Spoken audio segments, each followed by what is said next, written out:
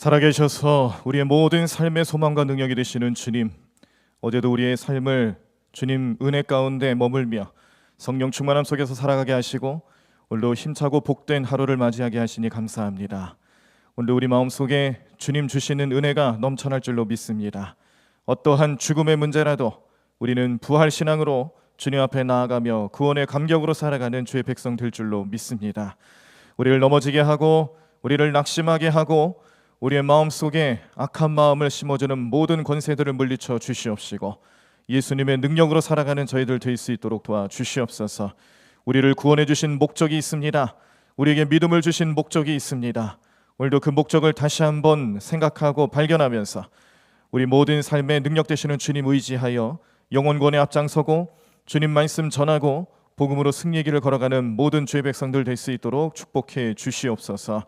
또한 아프고 병들고 원치 않는 질병과 사고로 인하여 어려움당하는 우리 모든 성도들과 가정들과 또 자녀들을 축복해 주셔서 오늘도 찾아가 주시옵시고 치유해 주시옵시고 회복시켜 주실 줄로 믿습니다. 주님 은혜 경험하고 오늘도 주님의 능력으로 살아가는 모든 성도들, 가정들, 자녀들 될 수 있도록 주님이 이끌어주시고 도와주실 줄로 믿사옵고 이 모든 말씀을 예수님의 이름으로 기도드립니다. 아멘. 오늘 우리들이 함께 보실 하나님 말씀 마태복음 8장입니다.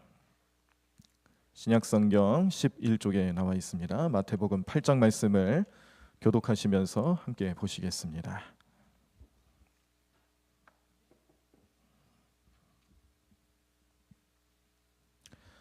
마태복음 8장 말씀 신약성경 11쪽에 나와 있습니다. 우리 다 찾으신 줄 알고 제가 먼저 1절 읽겠습니다. 예수께서 산에서 내려오시니 수많은 무리가 따르니라. 한 나병 환자가 나와 절하며 이르되 주여 원하시면 저를 깨끗하게 하실 수 있나이다 하거늘 예수께서 손을 내밀어 그에게 대시며 이르시되 내가 원하노니 깨끗함을 받으라 하시니 즉시 그의 나병이 깨끗하여진지라. 예수께서 이르시되 삼가 아무에게도 이르지 말고 다만 가서 제사장에게 내 몸을 보이고 모세가 명한 예물을 주며 그들에게 입증하라 하십니다. 예수께서 가버나움에 들어가시니 한 백부장이 나와 간구하여 이르되 주여 내 하인이 중풍병으로 집에 누워 몹시 괴로워하나이다. 이르시되 내가 가서 고쳐 주리라. 백부장이 대답하여 이르되 주여 내 집에 들어오심을 나는 감당하지 못겠사오니 이는 말씀으로만 하옵소서. 그러면 내 하인이 낫겠사옵나이다. 나도 남해 수하에 있는 사람이요 내 아래에도 군사가 있으니 이더러 가라 하면 가고 저더러 오라 하면 오고 내 종더러 이것을 하라 하면 하나이다. 예수께서 들으시고 놀랍게 여겨 따르는 자들에게 이르시되 내가 진실로 너희에게 이르노니 이스라엘 중 아무에게도 이만한 믿음을 보지 못하였느니라. 또 너희에게 이르노니 동서로부터 많은 사람이 이르러 아브라함과 이삭과 야곱과 함께 천국에 앉으려니와 그 나라의 온 자손이 바깥 어두에 쫓겨나 거기서 울며 이를 갈게 되리라. 예수께서 백부장에게 이르시되 가라 내 믿음대로 될지어다 하시니 그 즉시 하인이 나으니라. 예수께서 베드로의 집에 들어가사 그의 장모가 열병으로 앓아 것을 보시고 그의 손을 만지시니 열병이 떠나가고 여인이 일어나서 예수께 수종들더라. 저물매 사람들이 귀신 들린 자를 많이 데리고 예수께 오거늘 예수께서 말씀으로 귀신을 쫓아내시고 병든 자들을 다 고치시니 이는 선지자 이사야를 통하여 하신 말씀에 우리의 연약한 것을 친히 담당하시고 병을 짊어지셨도다 함을 이루려 하심이더라. 예수께서 우리가 자기를 에워싸는 것을 보시고 건너편으로 가기를 명하십니다. 한 서기관이 나와 예수께 아뢰되 선생님이여 어디로 가시든지 저는 따르리이다. 예수께서 이르시되 여우도 굴이 있고 공중에 새도 젖새가 있으되 인자는 머리 둘 곳이 없다 하시더라. 제자 중에 또 한 사람이 이르되 주여 내가 먼저 가서 내 아버지를 장사하게 허락하옵소서. 예수께서 이르시되 죽은 자들이 그들의 죽은 자들을 장사하게 하고 너는 나를 따르라 하시니라. 배에 오르심에 제자들이 따랐더니 바다에 큰 돌이 일어나 별과 물결이 덮이게 되었을 때 예수께서 주무시는지라. 그 제자들이 나와 깨우며 이르되 주여 구원하소서 우리가 죽겠나이다. 예수께서 이르시되 어찌하여 무서워하느냐. 믿음이 작은 자들아 하시고 곧 일어나사 바람과 바다를 꾸짖으시니 아주 잔잔하게 되거늘. 그 사람들이 놀랍게 여겨 이르되 이가 어떠한 사람이기에 바람과 바다도 순종하는가 하더라. 또 예수께서 건너편 가다라 지방에 가시매 귀신 들린 자 둘이 무덤 사이에서 나와 예수를 만나니 그들은 몹시 서나와 아무도 그 길로 지나갈 수 없을 지경이더라. 이에 그들이 소리질러 이르되 하나님의 아들이여 우리가 당신과 무슨 상관이 있나이까? 때가 이르기 전에 우리를 괴롭게 하려고 여기 오셨나이까 하더니 마침 멀리서 많은 돼지떼가 먹고 있는지라. 귀신들이 예수께 간구하여 이르되 만일 우리를 쫓아내시려면 돼지떼에 들여 보내주소서 하니 그들에게 가라 하시니 귀신들이 나와서 돼지에게로 들어가는지라. 온 떼가 비탈로 내리달아 바다에 들어가서 물에서 몰사하거늘. 치던 자들이 달아나 시내에 들어가 이 모든 일과 귀신 들린 자의 일을 고하니 온 사내가 예수를 만나려고 나가서 그 지방에서 떠나시기를 간구하더라. 아멘. 여러분 칭찬은 고래도 춤추게 한다는 말 아시죠? 그런 속담이 나올 정도로 칭찬은 우리 삶에 있어서 많은 활력소를 주는 좋은 요소이기도 합니다. 우리 가정에서 혹은 주변에서 얘는 도대체 앞으로 커서 뭐가 될까 이런 마음이 들 정도로 좀 이렇게 말썽 부리고 장난기가 많고 지 마음대로 살아가는 애들 보신 적 있으세요? 저도 그 부류 중에 하나이기도 했습니다만 이렇게 아이 때 어린 아이들이 좀 부모 속색이고 또 뭐 여기저기서 그냥 뭐 방탕한 생활하고 이런 모습들 보면은 얘가 정말 앞으로 커서 뭐가 될까 이런 마음이 참 많이 듭니다. 근데 우리가 잘 아는 몇몇 위인들 중에서도 그런 삶을 살아갔는데 그런데 칭찬 한마디로 변화되어서 지금 우리가 알고 있는 위인으로 변화된 인물들이 있어서 두 사람을 좀 소개해드리려 합니다. 첫 번째 사람은 빌리 그레이엄 목사님이세요. 우리가 아는 20세기가 낳은 위대한 부흥사시죠. 그래서 어떤 분들은 이 시대에 이 같은 동시대에 이 빌리 그레이엄 목사님과 함께 신앙생활했던 게 얼마나 축복인가라고 고백을 할 정도로 그렇게 목사님을 존경하고 사랑합니다. 근데 목사님도 어릴 적에 그렇게 앞으로 이 아이는 정말 위대한 사람이 되겠구나 이런 모습으로 지냈던 건 아니라고 해요. 동네 사람들 눈살을 찌푸리게 하는 골칫덩어리였다고 합니다. 그래서 사람들이 늘 하는 말이 아우 저놈 자식은 도대체 커서 뭐가 되거나 뭐가 될까 그런 생각을 늘 할 정도로 고개를 흔들 정도로 그렇게 싫어했다고 합니다. 그런데 빌리 그레이엄 목사님의 할머니는 달랐다고 그래요. 할머니는 이 개구쟁이 손자를 보면서 늘 이런 말씀을 주셨다고 합니다. 너는 말을 잘하고 사람 끄는 재주가 있어. 그 개성만 잘 살리면 크게 될 거야. 그러면서 칭찬을 하셨다는 거죠.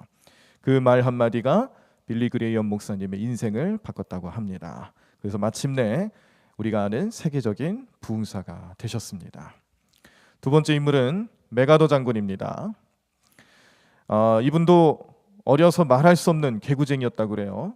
역시 말썽 피우고 사고치고 아이들을 몰고 다니면서 그렇게 골목대장 노릇을 하니까 동네 사람들이 뭐라고 얘기하냐면은 쟤는 도대체 커서 또 뭐가 될래나 그 장래를 걱정하고 앞날을 심히 걱정했던 어린이였다고 합니다.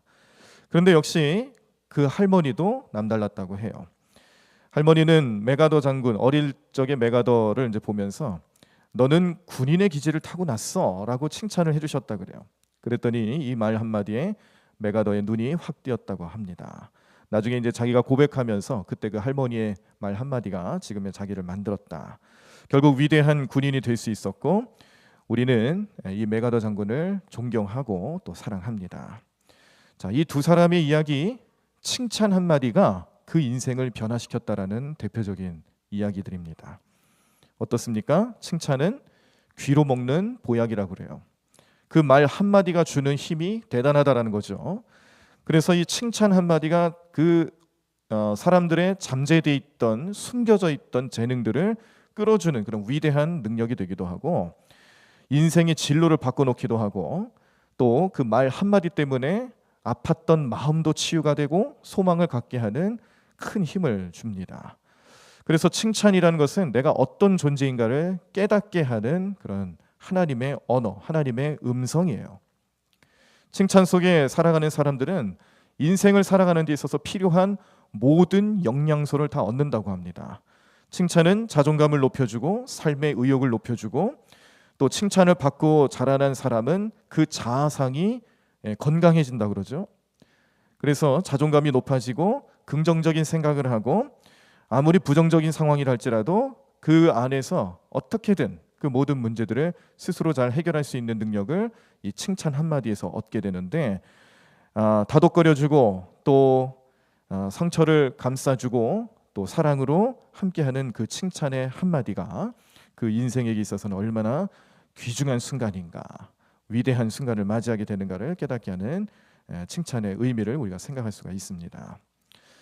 예수님은요, 이 땅에 오실 때 모든 인류의 구원을 위해서 오셨어요. 그런데 이스라엘 민족은 그들 스스로 무슨 생각을 하고 있냐면, 다윗의 혈통으로 이 땅에 오신 메시아, 그 메시아는 다윗의 혈통, 아브라함의 혈통, 아브라함의 자손, 그리고 아브라함의 백성들, 이 이스라엘 백성들만을 위해서 오신 분이라고 스스로 자부심을 가졌죠. 이것을 우리 스스로 하나님이 선택받은 민족이다라는 사상이라고 해서 선민 사상이라고 얘기를 합니다. 그런데 하나님이 선민 사상, 이 백성을 선택하시고 이스라엘을 하나님의 백성으로 삼으신 이유는요, 단지 선택받은 민족이란 뜻이지 그 민족만 선하고 그 민족만 구원받는다라는 것은 아니다라는 것을 우리는 잘 아셔야 합니다. 선민 사상이라는 것이 그 백성들의 자존감과 또 존재 목적, 그 백성들을 향한 어떤 종교적인 중심에 있어서는 굉장히 놀라운 의미를 가지고 있어요.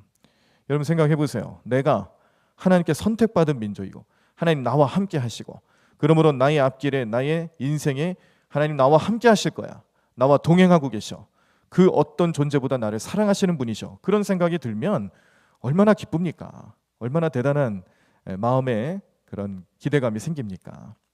그런 마음이 드는 것처럼 민족 전체를 선택하셨다는 것은 그 민족에게 있어서는 정말 대단한 자부심이었죠.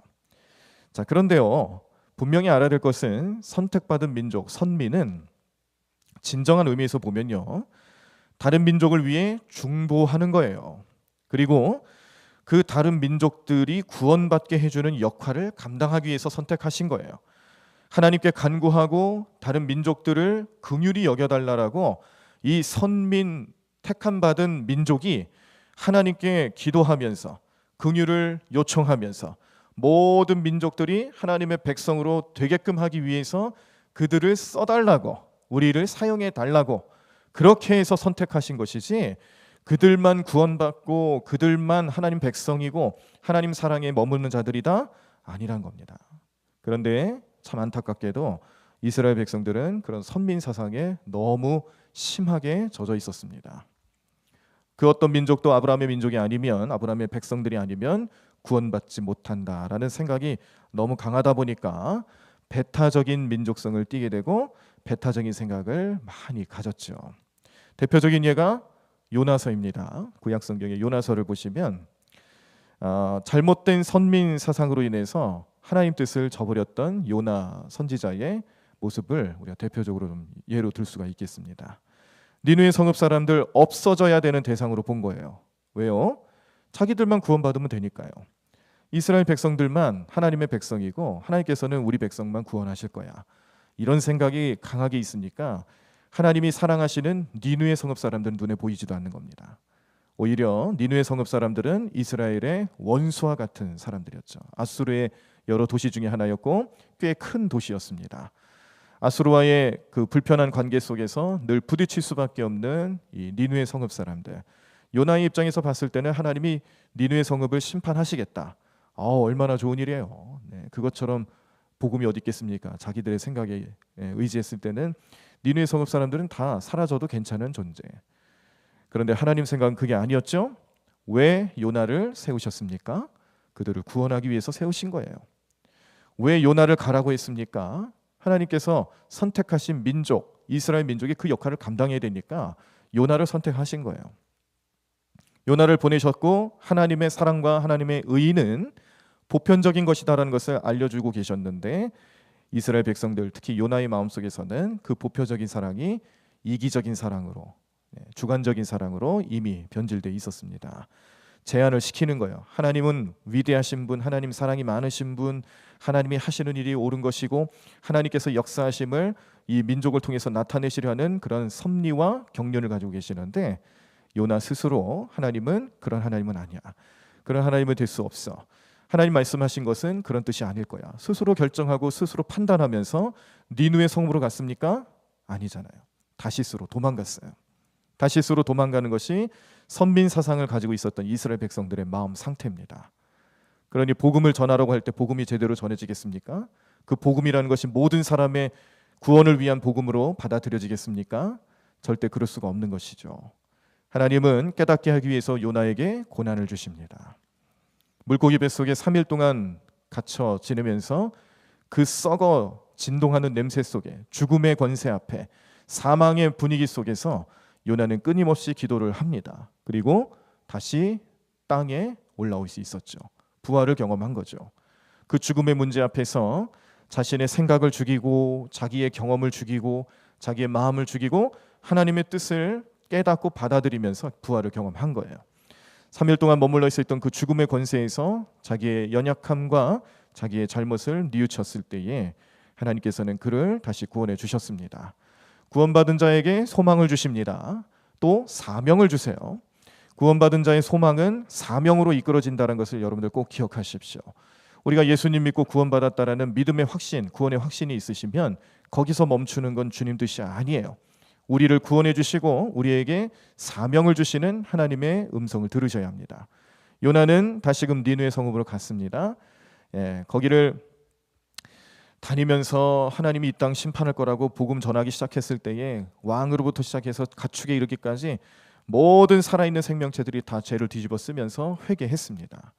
이 회개의 역사가 이렇게 나타날 거라고 누가 기대했겠어요? 누가 생각했겠어요? 사람의 생각으로는 할 수가 없죠.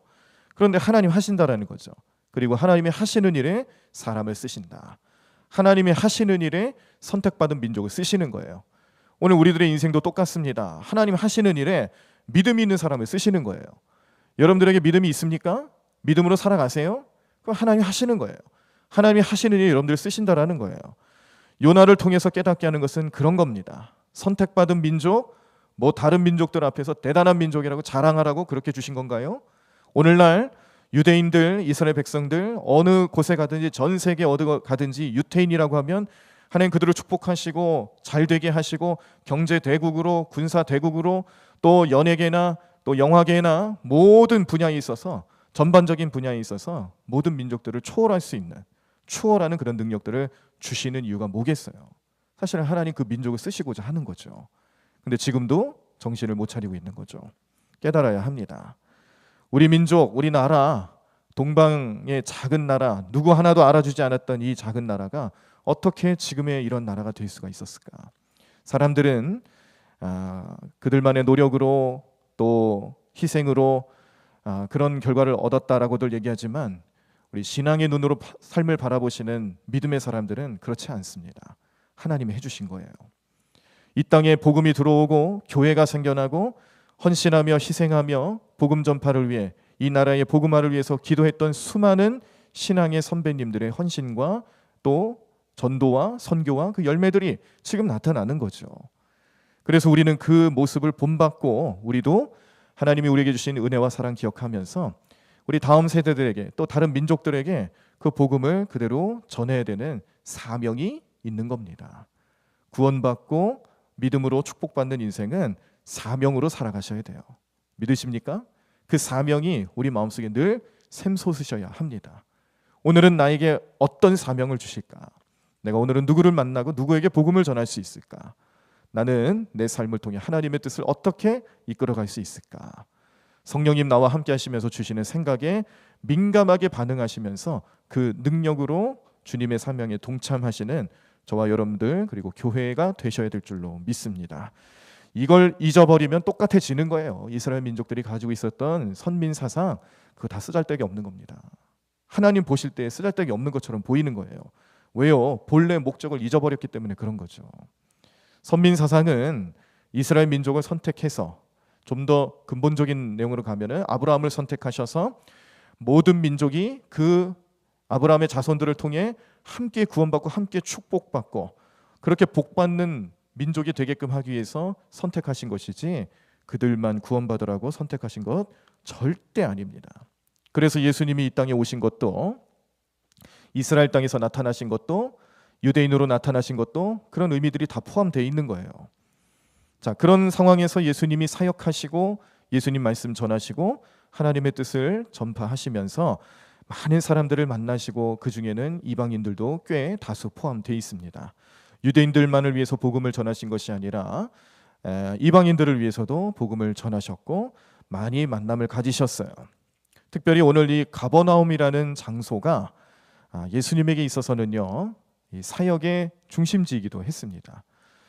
예수님이 이 가버나움에 대해서 자기의 동네라고 여기실 정도로 예수님은 이 가버나움에서 하셨던 일들이 참 많은데 우리가 성경을 통해서 확인할 수 있는 내용만 하더라도 이렇습니다. 지붕을 뚫고 친구들의 도움을 받아서 내려온 중풍병자 기억나시죠?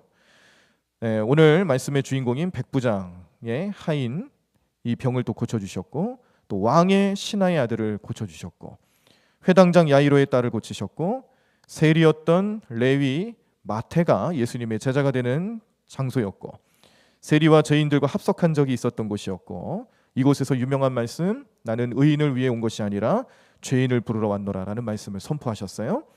가버나움 해변에서 예수님께서는 많은 군중이 오니까 배에 올라가서 앉으셔서 가르치시기도 했고 여기서 사역을 많이 감당하시면서 더욱더 우리가 좀 경종을 울리게 하는 말씀을 들었던 것은 회개하지 않는 것에 대해서 심판날에는 소돔보다 견디기 힘든 곳이 될 것이다 라는 장소도 가버나움입니다. 예수님 참 많은 일을 하셨죠. 여기서 오늘 특별히 이 가버나움이라는 예수님의 사역의 바운더리, 삶의 자리, 사역의 장소에서 백부장의 하인을 고쳐주는 그런 기적도 베풀어 주셨는데 그런데 여기 이 백부장은 누구예요? 자, 제가 지금까지 계속해서 설명해드리고 말씀드렸던 중심 내용은 예수님이 모든 사람들의 구세주라는 거예요. 유대인들만의 구세주가 아니라는 거죠. 그런데 이 백부장은 출신이 어떤 출신입니까? 누굽니까? 유대인인가요? 아니에요. 이방인이에요. 로마의 군대 장관이에요. 장수예요. 100명의 부하를 거느리는 당시로 말하면은 그 지역의 실세고 권력자예요. 이스라엘 땅을 점령하고 지배하고 있었던 로마의 백부장, 로마의 장수였던 이스라엘 백성들의 입장에서 보면 이방인입니다. 그런데 예수님 이 이방인을 향해서 칭찬을 하시네요. 칭찬받을 만한 일을 했기 때문에 칭찬하셨겠죠.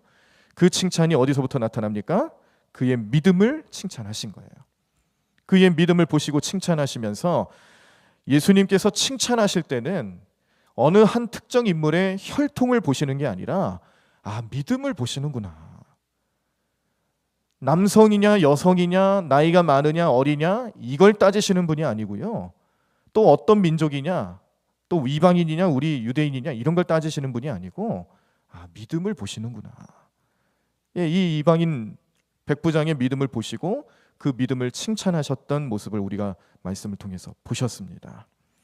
이 백부장의 믿음의 표현 오늘 9절 말씀에 나타나 있는 것처럼 말씀만 하옵소서.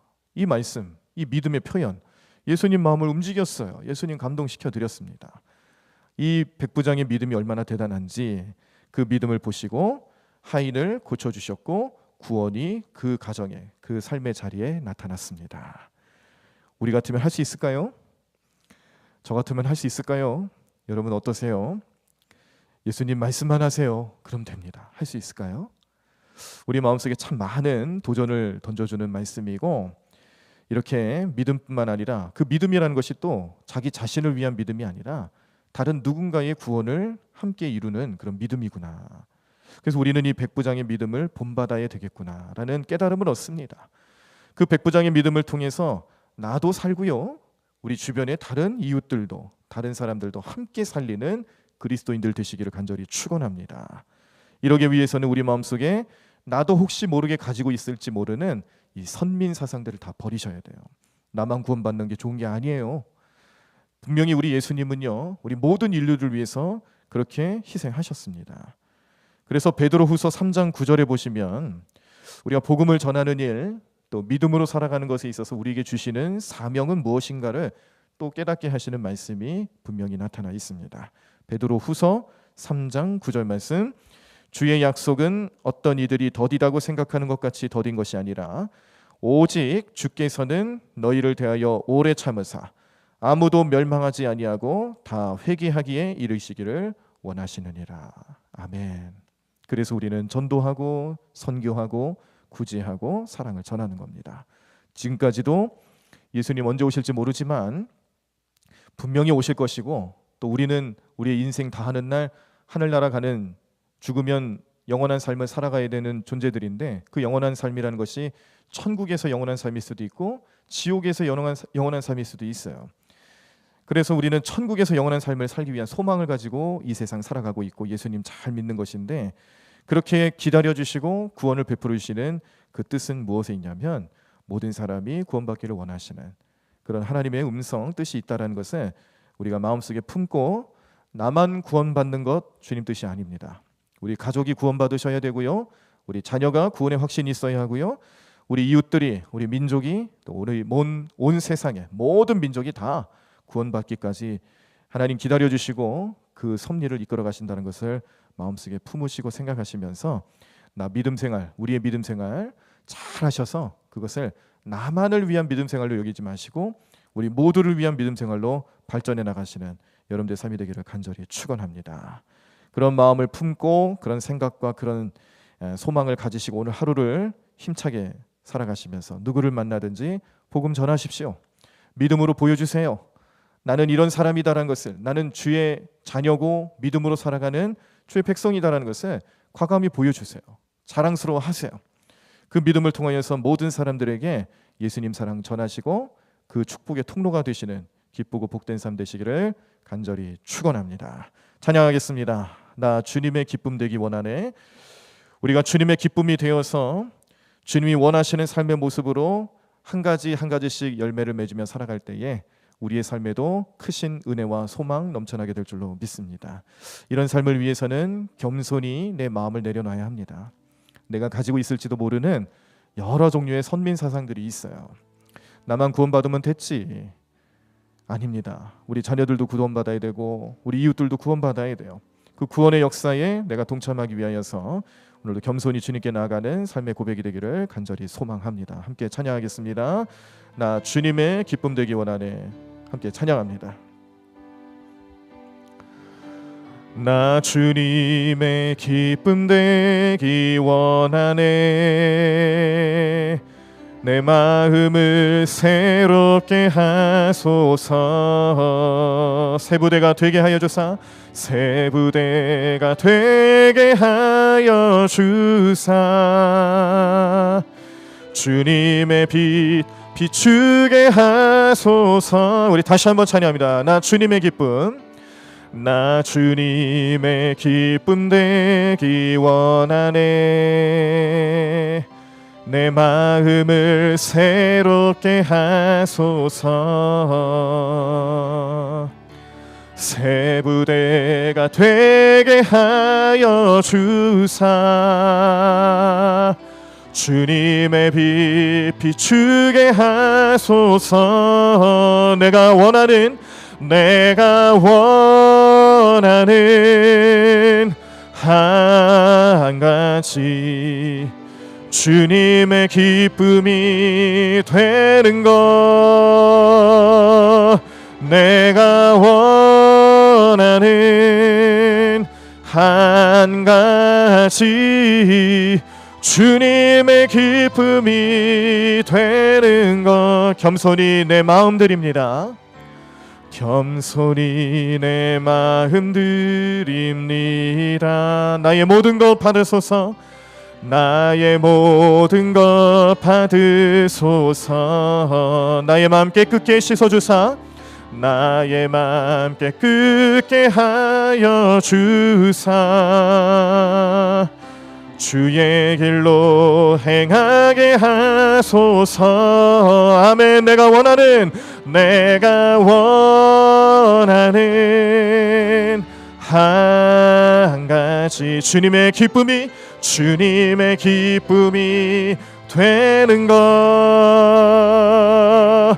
내가 원하는 한 가지 주님의 기쁨이 되는 것. 내가 원하는 한 가지.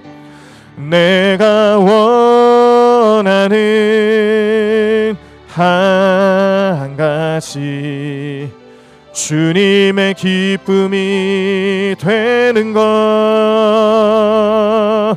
내가 원하는 한 가지 주님의 기쁨이 되는 것. 우리 다 자리에서 일어나시겠습니다. 오늘도 말씀 기억하며 우리도 백부장과 같은 믿음을 소유해서 주님이 믿음을 통하여서 우리 모든 사람들에게 주님의 빛을 전하게 하시고 복음을 전하게 하시고 모든 사람들이 구원받는 일에 쓰임받는 인생들 될 수 있도록 역사해달라고 우리 뜨겁게 부르짖으며 통성으로 기도하겠습니다. 주님, 하나님 감사합니다. 하나님 놀라운 능력 가운데로 함께하는 게 삶 될 수 있도록 인도하여 주시옵소서. 믿음으로 가며 나아가는 게 삶 될 수 있도록 역사하여 주시옵소서. 주님 말씀으로 온전히 행하며 나아가는 게 삶 될 수 있도록 인도해 주실 줄로 믿습니다. 하나님 주님 그 마음을 마음속에 품고 주님의 뜻을 우리 마음속에 품고 능력으로 살아가는 우리 모든 백성들 될 수 있도록 인도하여 주시옵소서. 주님과 함께하는 삶 될 수 있도록 도와주시옵소서. 하나님 말씀을 통해서 우리에게 깨달음을 주시고 우리에게 또 사명을 주십니다. 하나님 말씀 붙잡고 온전히 가며 나가는 게 삶 될 수 있도록 역사하여 주시옵소서. 주님 하나님 도와주시옵시고 주님 이름으로 가며 나가는 게 삶 될 수 있도록 인도하시고 도우실 줄로 믿사오니 하나님 날마다 은혜 가운데 머물며 살아가는 게 삶 되게 도와주시옵소서. 주님 하나님 은혜 가운데 머물며 살아가는 모든 주 백성들 될 수 있도록 역사하여 주시옵소서. 주님 도와주실 줄로 믿습니다. 하나님 능력의 손길로 인도해 주실 줄로 믿습니다. 주님 붙잡아 주시옵소서. 하나님 능력의 손길로 인도하여 주시옵소서.